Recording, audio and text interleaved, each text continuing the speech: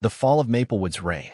It was a peaceful morning in Briarwood Glen, the kind of suburban neighborhood where every lawn was trimmed to perfection, and each house gleamed as if it had just been polished for a magazine spread.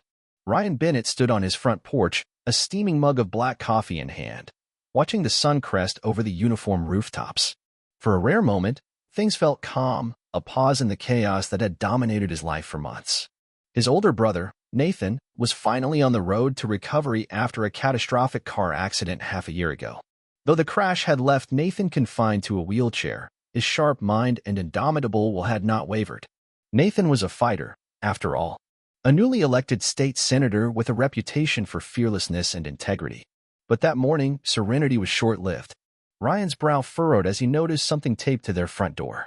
Another bright orange violation notice from the Briarwood Glen Homeowners Association. His heart sank. Frustration surged as he strode over and ripped the paper from the doorframe. It was the third citation that month, each one targeting the wheelchair ramp they had built for Nathan. According to the HOA, the ramp was an unapproved structure that violated the community's carefully curated aesthetics. Ryan crushed the notice in his fist and stormed inside. Nathan was already waiting, parked at the kitchen table, his expression calm but with a flash of irritation in his eyes. "Another one?" Nathan asked evenly. "Yep," Ryan muttered, tossing the crumpled paper onto the counter. "Apparently, our ramp is personally responsible for destroying property values." Nathan sighed, rolling his chair back from the table. "Let me guess. Claire Donovan strikes again." Claire Donovan, president of the Briarwood Glen HOA, self-appointed queen of the neighborhood. She ruled the community like an iron-fisted monarch hidden behind a meticulously curated smile. Claire had a talent for transforming minor infractions into capital offenses. An overgrown hedge? Violation. A trash can left at the curb 5 minutes too long? Double violation. But going after a wheelchair ramp? That was a new low, even for her. Ryan peeked through the blinds, and, sure enough, there she was. Claire Donovan stood at the edge of her immaculate driveway, blonde bob perfectly coiffed, clipboard in hand. She was snapping photos of their house like a suburban paparazzo. Her lips curled in smug satisfaction as she scribbled something onto her notepad. "She's relentless," Ryan muttered. "Like she doesn't even sleep." "Let it go," Nathan said, pushing himself toward the coffee maker. "We have permits. We followed every regulation. She can't touch us." Ryan wasn't convinced. Claire had a way of bending rules to fit her own agenda. He'd seen it time and again.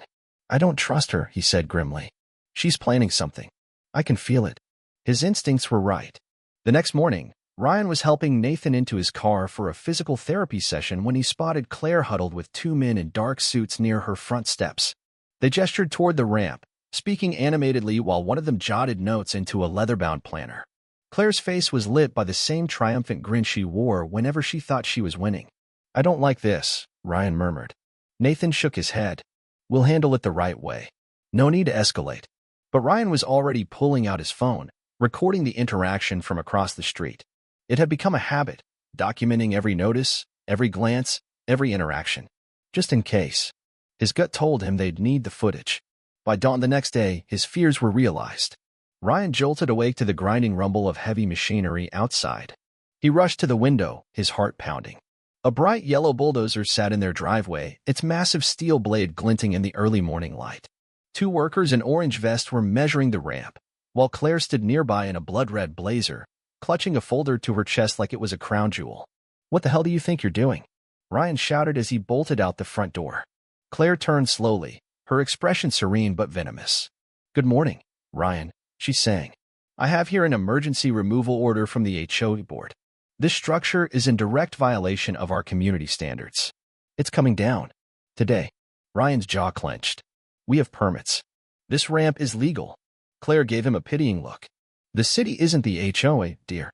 As president, I have a responsibility to maintain the neighborhood's integrity. And that ramp is a blight." The bulldozer roared to life. Ryan's stomach dropped. He fumbled with his phone, hitting record. "This is illegal," he warned, voice steady despite the adrenaline surging through him. "You can't demolish someone's property without a court order." Claire's laughter was sharp and shrill. "Notice was given 3 weeks ago. Certified mail. We have the signature right here." She flashed a sheet of paper Ryan had never seen before. He yanked out his phone, dialing Nathan. Voicemail. Of course, Nathan was in a closed-door committee meeting all morning. He tried Nathan's aide, then his security detail. No answer. The construction workers began setting up cones around the ramp. If you do this, Ryan warned, you'll be hearing from our lawyers. This violates federal disability law. Claire's mask cracked for a split second, but she recovered quickly. The HOA is exempt from. No HOA is exempt from federal law, Ryan shouted, loud enough to draw curious eyes from neighboring homes. Mr. Porter peeked out his window and ducked back just as quickly. Phones began appearing. Neighbors stepped onto lawns, recording.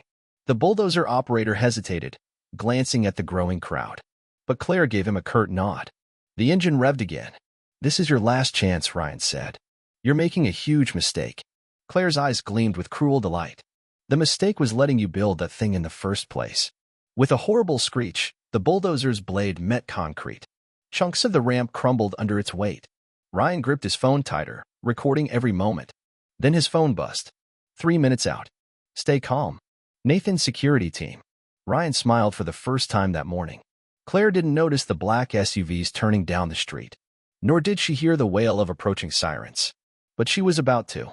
The bulldozer's screeching blade stopped as red and blue lights flashed. 3 SUVs and 2 state police cruisers boxed in the driveway. From the center vehicle, Nathan emerged, his wheelchair lowering smoothly to the pavement. Dressed in a tailored navy suit, the state senator rolled forward, flanked by his security team. Claire's smugness evaporated. What is this? She demanded, faltering. Nathan's voice carried over the crowd. Good morning, Mrs. Donovan. I believe there's been a mistake. There's no mistake, Claire snapped. The ramp violates HOA. The ramp complies with federal and state laws, Nathan cut her off smoothly. And as of this moment, the state is opening an investigation into your actions. Gasps rippled through the neighbors. Mr. Porter stepped forward, muttering, about time. Claire retreated a step. We should discuss this privately. Oh, we'll discuss it, Nathan said. After you explain why you forged documents and ordered an illegal demolition. Claire's face drained of color. I didn't forge, she began, but Ryan cut her off, holding up his phone.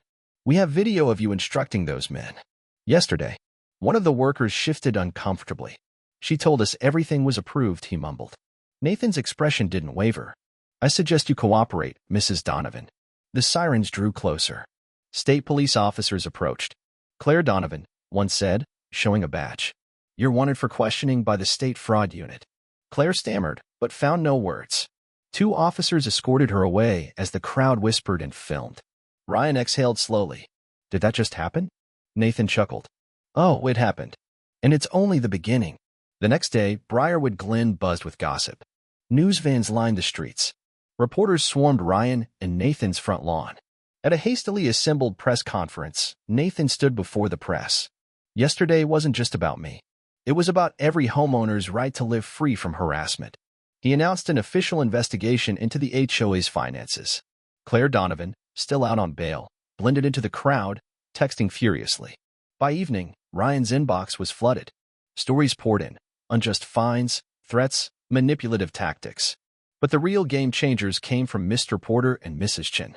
Financial records. Video evidence. Proof that Claire had embezzled funds for her personal home renovations, hardwood floors, a pool, a luxury deck, all under the guise of community improvements. At an emergency HOA meeting the next morning, Ryan and Nathan presented their findings. Nathan took the mic. This isn't about one corrupt HOA president. It's about fixing a broken system. Applause roared. Then Claire stormed in. You can't do this. This is HOA business. Nathan remained calm. Actually, it's state business. And you're under arrest. The investigators stepped forward. Claire Donovan, you're charged with fraud and embezzlement. She was led out in handcuffs. But this wasn't just about tearing Claire down. It was about building something better. The ramp was rebuilt, better, stronger, and transformed into a work of art. Neighbors painted murals on its sides. At night, it glowed softly with LED lights. At the unveiling, Nathan addressed the crowd. This isn't just a ramp. It's a symbol of what we can accomplish together. That evening, the neighborhood gathered for a barbecue in Ryan and Nathan's backyard. Laughter, music, and the smell of grilled food filled the air. Nathan made one final announcement. Today, I introduced the Homeowner Protection Act. To ensure no one endures what we did. The neighbors erupted in cheers. But later, as Ryan scrolled through his email, one message stood out. From Michael Patterson. You think this is over? Call me. Ryan showed Nathan the email. Round 2. Ryan asked. Nathan smiled. Always. Over the following weeks, Ryan and Nathan uncovered a massive fraud ring, HOA presidents and contractors statewide working together. They confronted the contractors. Some folded. Others fought. But none prevailed. Nathan's legislation passed. The story made national news. And Claire Donovan's trial became a media circus. Months later, new families moved in. One thanked Ryan for the ramp. His mother was wheelchair-bound, and finding a home like this was rare. We didn't just fix it, Nathan said, watching the kids play. We changed it. And Ryan agreed. They'd fought back. And they'd won. But they weren't done yet. Because the Bennetts didn't just survive. They protected their own. And they never lost.